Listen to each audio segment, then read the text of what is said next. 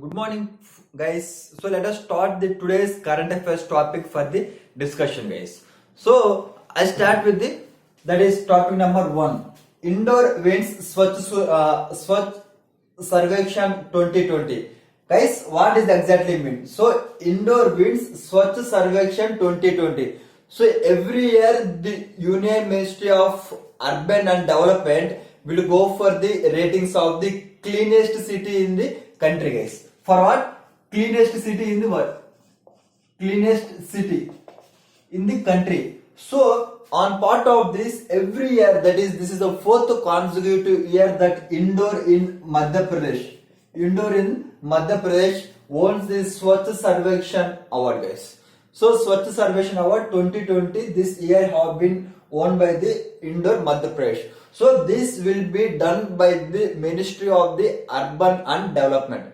The Ministry of Urban and Development. So recently, so that is on 20th of August, on the webinar, that is the virtual conference, they have presented the award to the Indore's Chief Minister, guys. Okay, so this is about the cleanest city. So which is the cleanest city that in our country that we are having? That is Indore. This is the fourth time, guys. This is the fourth consecutive year that Indore is getting that type of award. Okay, and if you see this city that is cleanest on the banks of the river Ganga, it is Varanasi. It is Varanasi. So Varanasi is the cleanest city on the banks of the river Ganga, guys, or it is a town. Okay, so this is about the Indore wins Swachh Sarvekshan 2020, guys. So these are doing online with this Swachh Bharat Abhiyan, guys. We have Swachh Bharat Abhiyan launched by the Narendra Modi. So online of that, we are taking many programs to have the greenery, to have cleanliness regarding the things on each and every aspect. So on that part, it is a part of the Swachh Bharat Abhiyan, guys. That is Swachh Survekshan, guys. Swachh Survekshan. Okay. So let us move to the second topic. India ranks first in the number of organic farmers. Very good. We can say that it is in the development mode. Okay. So we have more forwarded. What do you mean by organic farming? How it is different from the natural farming?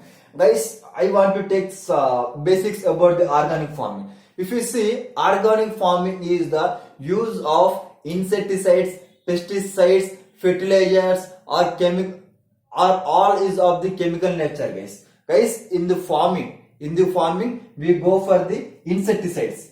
We go for the insecticides. Okay, insecticides, pesticides. Okay, fertilizers and herbicides. Okay, so what do you mean by insecticides? Insecticides are the chemicals to affect the insects. So what are the insects that are present on the field, we need to get rid of them. That is insecticides. Like same for the pesticides. So it is for the pest control, and the fertilizers for the benefit of the, so for the growth, that is for the nutrition of the farm crop. And we have herbicides like weeds. So we are having the unwanted plants, is called weeds. So to remove all those things, we use the insecticides, pesticides and herbicides, and for the nutrition we go for the fertilizers. But these do in the natural farming means, so without the organic farming, generally we go for the consideration of these items as chemicals, guys. Chemicals. What? Chemicals. So generally we go for the chemicals for doing all those things. Like fertilizers, we are having the NPK. Okay, NPK, nitrogen, phosphorus and sodium. Like that we are having this for the other type of also. So these are the chemicals. But what happens in the organic farming? In the organic farming, they are not going to use these chemicals.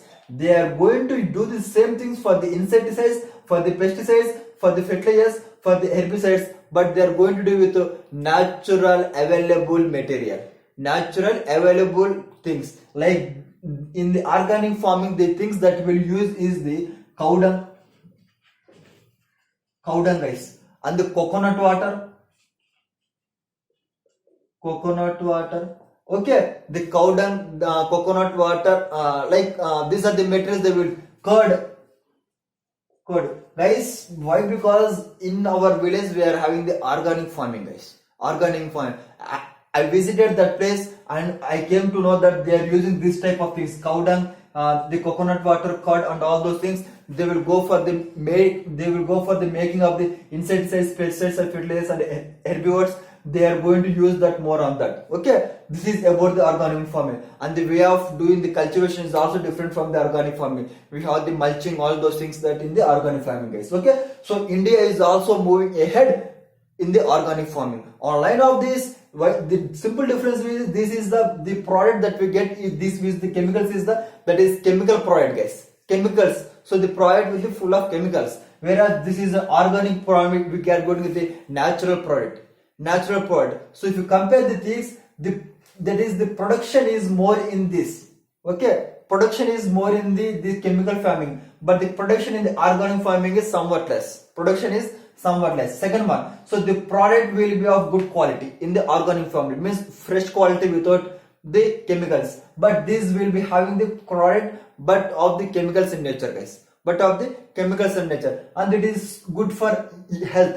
This is good for health. This is somewhat like chemical orientation, all those things. Okay, so in this we can go for the simple distinctions between the organic and the chemical fertilizers.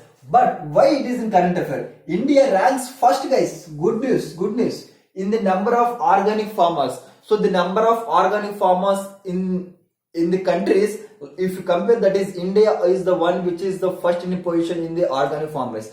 And not only this, guys, we are ninth position in the cultivation under organic farming area wise. So in area we are under the ninth. We are under the ninth in positions. And if you see, Sikkim is the first organic state in the country, guys. Sikkim is the first organic state in the country. Sikkim. Okay, and the many states like the Tripura and the Uttarakhand are also going in the same way in the through organic farming, guys. Okay, guys, I will go for the third topic. Who among the following will not be elected? Very, very important questions. Who among the following will not be elected? So if you see, guys, in the presidents we are having the election, guys. So president is the one who is going to take part in the elections. Who are going to the members of in the presidents. So in the president's election, the elected members of the Lok Sabha and the Rajya Sabha. Okay, the elected members of the Lok Sabha plus Rajya Sabha, and having the elected members of the state legislature and the elected members of the union territories. Means I am taking what elected, guys. Only elected members are only going to take part in the president of the election. Elected members of the Lok Sabha, that is, this is with respect to parliament, this is with respect to state. So elected members of the Lok Sabha and the Rajya Sabha, and the elected members of the state legislature, which states, and elected members of the union territories having this assembly, that is the Puducherry and the Delhi. This is right answer. Means this we are having the elected members.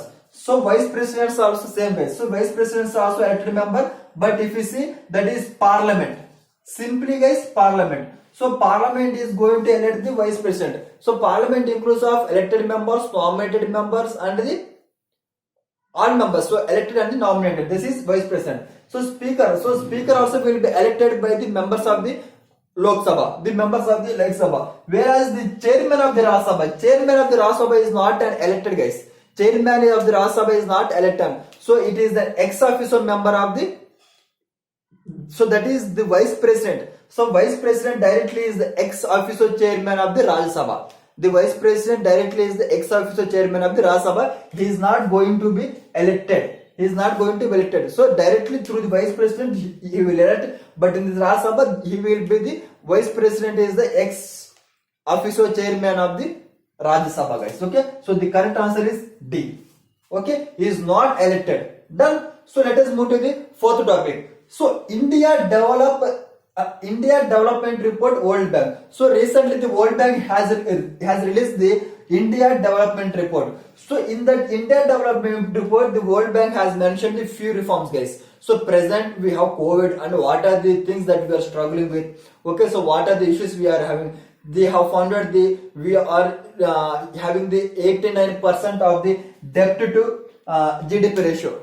We are having the debt to GDP ratio.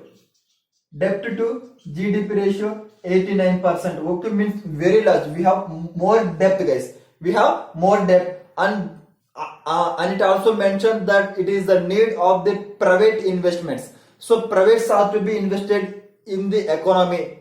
Okay, the private sectors has to be invested in the economy. So in on lines of this, they have made few recommendations to develop, guys. So if you see those recommendations, I will write over here, guys. That is the financial stability. RBI should make the financial stability sector. Financial stability. Financial stability. This is the first one, guys. And after that, we have private investment. Private investment. Private investment and NBFCs. Okay, capital market.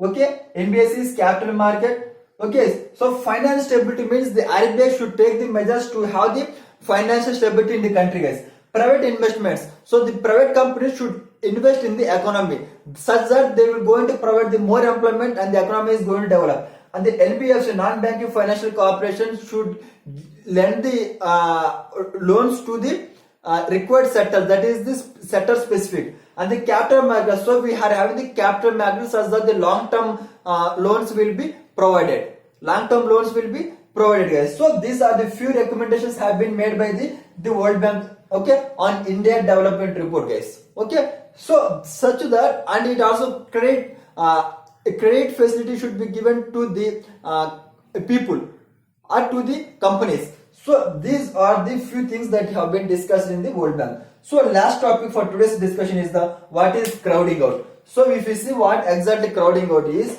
what is crowding out? So what the definition of the crowding out? So decrease in private consumption due to rise in government expenditure, guys. So it is saying that decrease in private consumption. So we have two types. That is the that is consumption.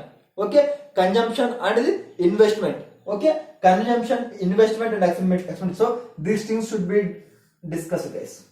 Okay, consumption means they are decrease in the private consumption. Means the privates are consuming less due to increase in the government expenditure. So when the government expenditure is increasing, the privates are consuming less. This is wrong statement, guys. Decrease in the private investment due to rise in government expenditure. This is the right statement, guys. I will discuss. So guys, we are having this much amount of money. So for example, I have this much amount of money. Okay, if the government is using this much, then the privates will be left with only this part. Okay, guys, this effort is called as crowding effort. So decreasing the private investment. So they are decreasing because due to the rise in government expenditure, guys. Okay, so bank, guys. So bank is having this much amount of money. So when the government is doing more expenditure, the government needs the more money. So when they are taking this part of money, the banks left with only this money. So only with this money, how they can investment? No investment. They can't do much of investment by taking this amount of financial support from the bank. So this is called as crowding out. Crowding out means coming out of things. Okay, decrease in the private investment. So the private investment is in decrease because they are not having the financial support. They are not having the loans. They are not having the credit. Why they are not having the credit? Due to the increase in government expenditure. So whatever the credit that we are having, the government using this much means they are using the vast money. So they are left with the privates are left with only small part. That's why they are unable to investment. This is called as the government expenditure. Actually, government also do for the welfare of the country only. But if you do through this private investment, they are be more beneficial than the government one, guys. Okay, why? Because they are going to provide the employment and many things, and it is going to bring the technology, and this is simply welfare, guys. Okay, they are also good doing the welfare, the private only, but the welfare is to up to some extent, like direct welfare. This welfare going to help for the long time, guys. Okay, this is about the today's topic discussion, guys. Okay, thank you one and all.